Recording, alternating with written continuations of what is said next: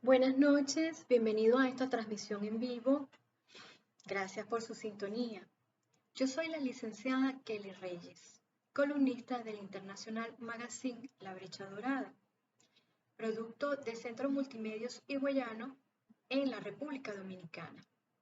Mi columna, Calidad Empresarial, será transmitida a través de estos Facebook Lives semanalmente.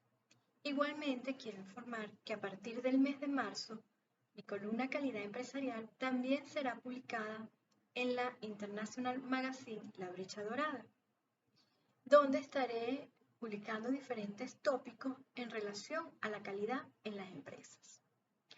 Hoy, esta noche, vamos a conversar acerca de la contratación de personal. Cómo la contratación de personal es tan importante para la calidad dentro de los negocios. Cuando un negocio se está iniciando, cuando está planificando sus inicios, es importante que defina sus lineamientos filosóficos. Los lineamientos filosóficos se refieren a lo que es la misión, visión, políticas, valores, objetivos estratégicos. Todo eso es importante que quede definido en un principio. Luego, cuando se comienza o durante los procesos de contratación de personal, es importante que se establezcan las competencias necesarias para un puesto de trabajo. Esas competencias deben quedar documentadas en lo que se llama el perfil del cargo. Y ese perfil del cargo debe tener las competencias aptitudinales con P y las competencias actitudinales con C. Las competencias aptitudinales se refieren a la capacitación que la persona debe de tener, los conocimientos y la experiencia que se espera que la persona tenga en un determinado puesto de trabajo. Y las competencias actitudinales se refieren a aquellas actitudes que se requieren también que se tenga en un debido puesto de trabajo. Como por ejemplo, que tenga liderazgo, que sea proactivo, que sea responsable, que pueda trabajar en equipo, que pueda trabajar bajo presión. Esas son competencias actitudinales. Entonces, la persona encargada del departamento de recursos humanos, talento humano o en la parte administrativa que vaya a hacer la contratación de personal debe dejar un perfil de cargo documentado, incluso con una fecha de elaboración, una fecha de vigencia, con una firma de aprobación, donde se tenga y cuando haya la necesidad de hacerle una actualización, se le realice esa actualización. Igualmente, antes de la contratación de personal, es importante que se defina la descripción del cargo al que se le va a dar el proceso de selección y de contratación. Allí se deben definir las funciones, tareas, actividades que la persona que va a ocupar el cargo va a realizar, va a ejecutar. Igualmente debe estar como información documentada con una fecha de elaboración y una firma de aprobación. Una vez que tenemos el perfil y la descripción de cargo, se procede entonces a la contratación de la persona. La persona encargada de la contratación debe hacer un match, hacer una verificación de la documentación soporte que está trayendo la persona que se está postulando para el cargo con ese perfil del cargo que se ha elaborado. Y durante la verificación determinar si la persona entonces tiene todas las competencias que se están requiriendo o se están necesitando. Es posible que la persona que está haciendo el proceso de contratación determine que la persona tiene un 90% de cumplimiento de las competencias y decida que ese 10% que le queda puede ser complementado dentro de la organización a través de capacitación, a través de inducción. ¿Okay? Y de manera tal de llevarlo a las competencias que se necesiten, porque a veces las personas vienen con experiencias en un ramo determinado de una empresa y está ingresando en otro ramo distinto y lo que necesita es conocer el proceso productivo de esa organización como tal. Entonces, para cumplir con las competencias completamente. Y las competencias actitudinales es difícil pues determinar si una persona las tiene con una primera entrevista. Por lo general se conoce esas competencias al momento que ya está en el puesto de trabajo. Y por eso es que las empresas muchas veces deciden dar un periodo de tiempo para probar a la persona durante unos meses, cómo es su desempeño, cómo va cumpliendo con las funciones. Y de esa manera, durante ese periodo de tiempo, determinar si cumple con esas competencias actitudinales de las que estamos conversando. Muy bien, una vez que se hace la verificación de las competencias y se determina la persona que se va a contratar, entonces pasa la persona, el que está siendo contratado, a un proceso de inducción. Este proceso de inducción en las organizaciones, en los negocios, es bien importante. Y como mínimo debería tener 3 etapas. Una primera etapa es la que da la persona de recursos humanos o la persona de gestión de talento o la parte administrativa, quien haga el proceso de contratación, donde le va a explicar a la persona que está siendo contratada cuáles son los lineamientos filosóficos. Cuál es la misión, la visión, los valores, los objetivos estratégicos y cómo se espera que la persona dentro de la organización contribuya, ¿verdad?, al cumplimiento de esos objetivos que están planteados.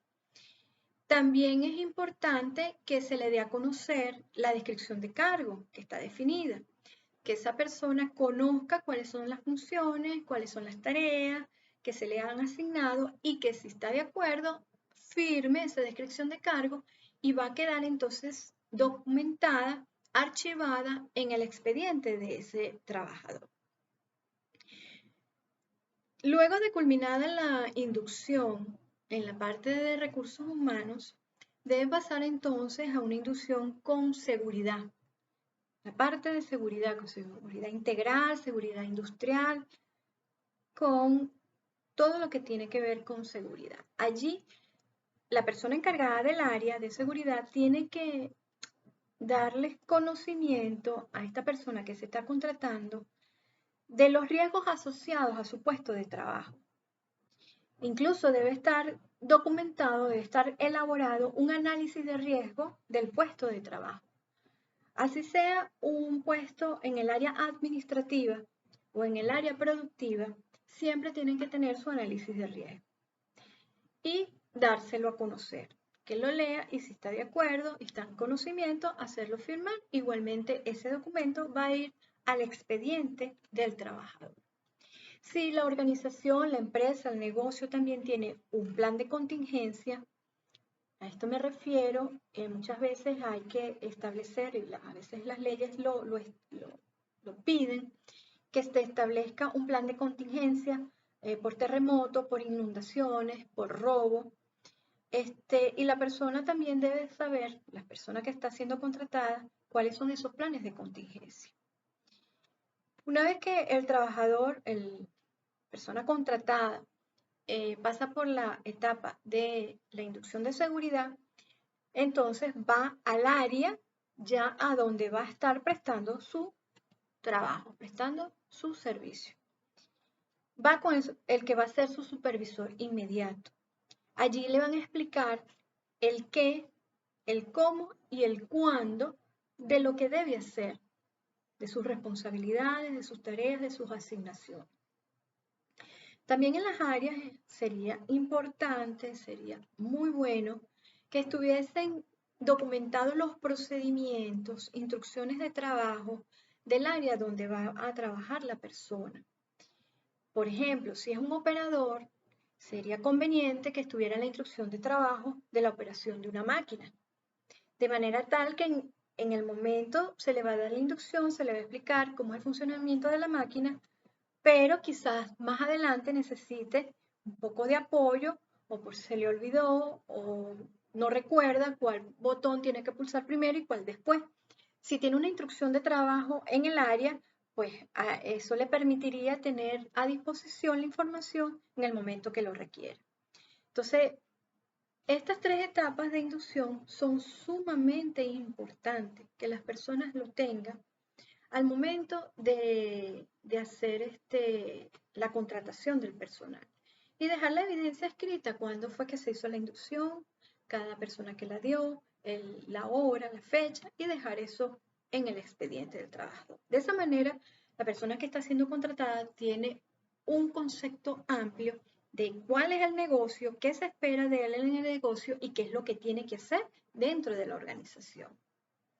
Muy bien. Haciendo un paréntesis, quiero recordarles que soy la licenciada Kelly Reyes, columnista de la International Magazine La Brecha Dorada, con la columna Calidad Empresarial. Ahora voy a estar conversando acerca de la capacitación, el proceso de capacitación. ¿Cómo debería ser un proceso de capacitación que asegure, verdad? O que ayude a mantener y asegurar que las personas contratadas siempre mantengan las competencias dentro de sus puestos de trabajo.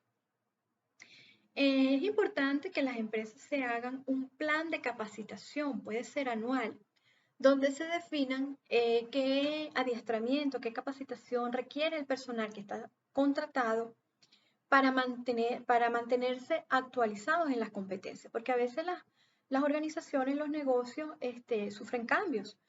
Pueden incorporar nuevos equipos, pueden incorporar nuevas filosofías de trabajo, pueden incorporar ciertos métodos de trabajo y es importante, ¿verdad? Si las personas que están contratadas tienen esos conocimientos o no, y de no ser así, entonces llevarlos a las competencias.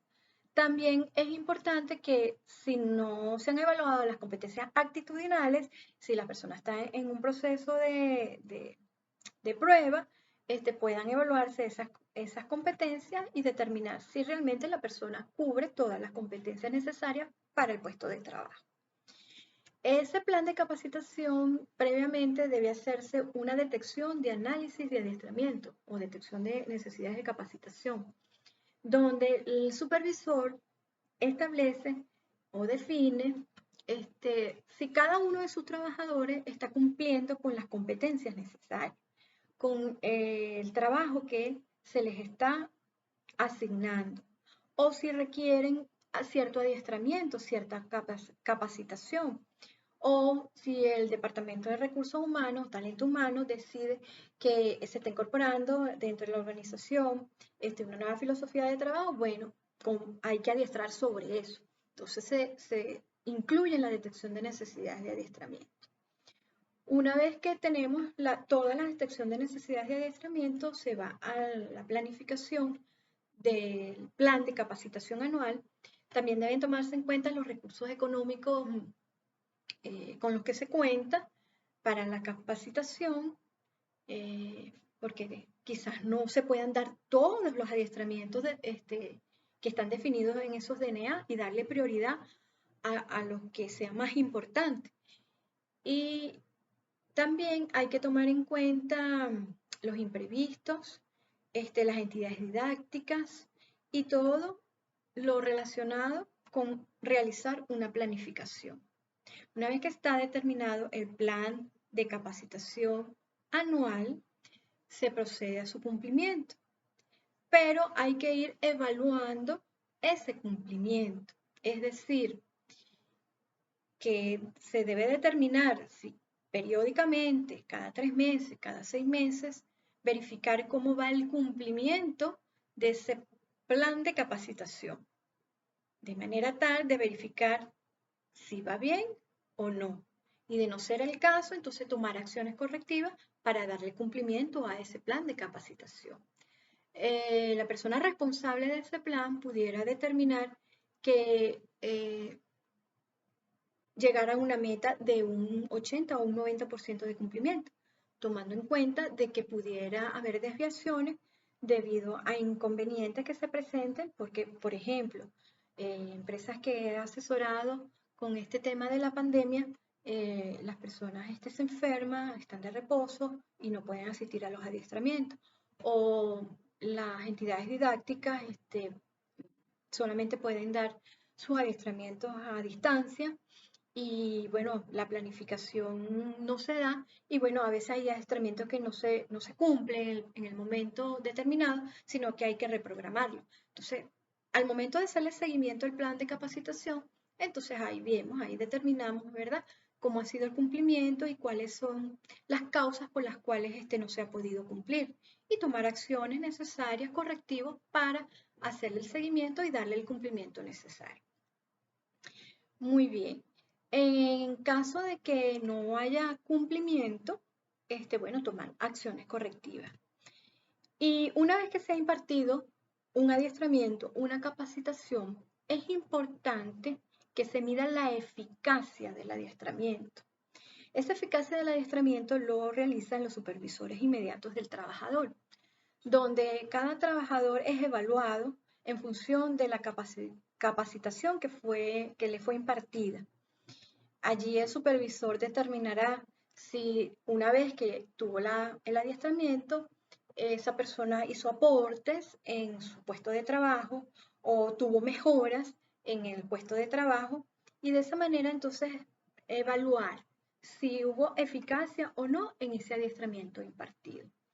Entonces, también se puede establecer una meta donde se diga, bueno, se espera que sea un 90 o un 95% de eficacia y eso está bastante bien. ¿Okay? Les he estado hablando acerca de porcentajes. En calidad, cuando hablamos de calidad en sí, es cumplimiento de parámetros, cumplimiento de especificaciones. Entonces, si yo me establezco un porcentaje y me mido, ahí entonces estoy diciendo, trabajé, hice, gestioné con calidad. ¿Por qué? Porque cumplí la meta o superé la meta. Esos aspectos son bien importantes cuando hablamos de temas de calidad. Establecer porcentajes para poder medirnos y poder entonces visualizar qué tan eficaces hemos sido en nuestro proceso. Hablando de eficacia, también me gustaría hablar de eficiencia. La eficiencia es cuando manejamos los recursos. Si manejamos bien los recursos económicos, el tiempo, las personas, todo lo que implique la gestión, si no redundó en mayores costos, si no redundó en mayor cantidad de tiempo para hacer una gestión, entonces ahí estoy hablando de eficiencia.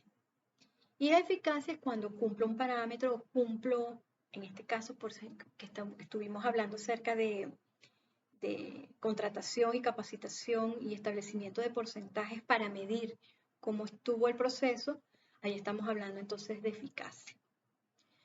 Bueno, hasta este momento hemos conversado acerca de lo que tiene que ver con la contratación y capacitación de personal. Espero que estos tips, esta información que les he suministrado esta noche, haya sido de provecho, sea de importancia y pueda ayudarlos en su proceso de contratación y capacitación de personal. Estoy completamente a la orden, cualquier duda. Y bueno, recuerden, la columna Calidad Empresarial estará a partir de marzo en la International Magazine La Brecha Dorada, producto de Centros Multimedios Higüeyano en la República Dominicana. Ha sido un placer esta noche haber estado con ustedes. Me despido. Hasta luego.